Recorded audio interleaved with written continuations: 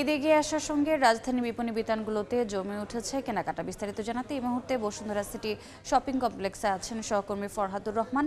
সরাসরি যাচ্ছি তার কাছে। ফরহাদ, একদিন বাদেই সরকারি ছুটি শুরু, আর তার 3 থেকে 4 দিন পরে অনুষ্ঠিত হবে উদযাপিত হবে ঈদ উল ফিতর, এবং সেই ঈদ উল ফিতরকে সামনে রেখে সাধারণ মানুষজনের মাঝে ঈদ কেনাকাটার যেই প্রবণতা সেটি কিন্তু আমরা দেখতে পাচ্ছি বেশ ভালো রকমই পড়েছে। বিশেষ করে যারা আসলে রাজধানী ছাড়বেন তারা শেষ মুহূর্তে কেনাকাটাটুকু সেরে নিচ্ছেন।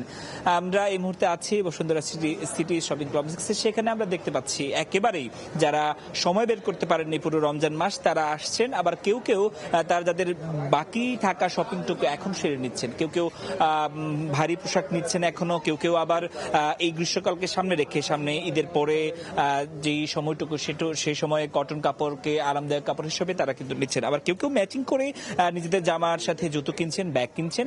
আমরা দেখছি বেশ ভালো রকম উপস্থিতি কিন্তু এখন মার্কেটগুলোতে রয়েছে।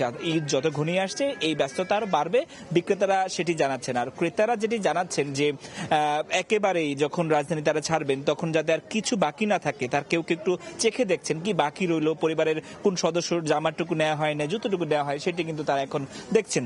এবং আমরা যেটি দেখছি ব্র্যান্ড শপগুলোতেও উপচে পড়া ভিড়। সাধারণ মানুষ যেটি আসলে বলছেন নির্ভরযোগ্য মাধ্যম হিসেবে তারা ব্র্যান্ড শপকে বেছে নেন, বিশেষ করে কাপড়ের মান, জিনিসপত্রের মান সেই জন্য।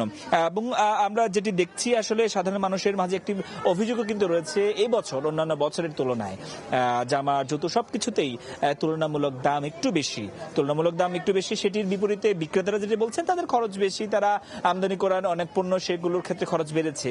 তবে সব মিলিয়ে যেটি বলা চলে, মানুষজন দাম বেশি হোক কম হোক কিংবা জাঁকজমকপূর্ণ জামা কিংবা জুতো হোক, সবাই কিন্তু তাদের পছন্দের মানুষের জন্য, প্রিয়জনের জন্য বা নিজের জন্য যে ঈদ কেনাকাটা সেটি আনন্দের সাথে করছেন।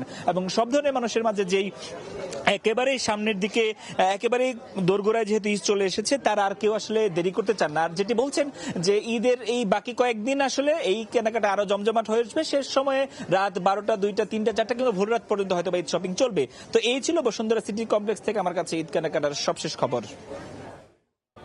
সরাসরি যুক্ত ছিলাম রাজধানীর বসুন্ধরা সিটি কমপ্লেক্সে। চিজি আইসক্রিমের সাথে ভেলভেটি কেকের মিশ্রণে পোলার রেড ভেলভেট আইসক্রিম। মন ভালো থাক।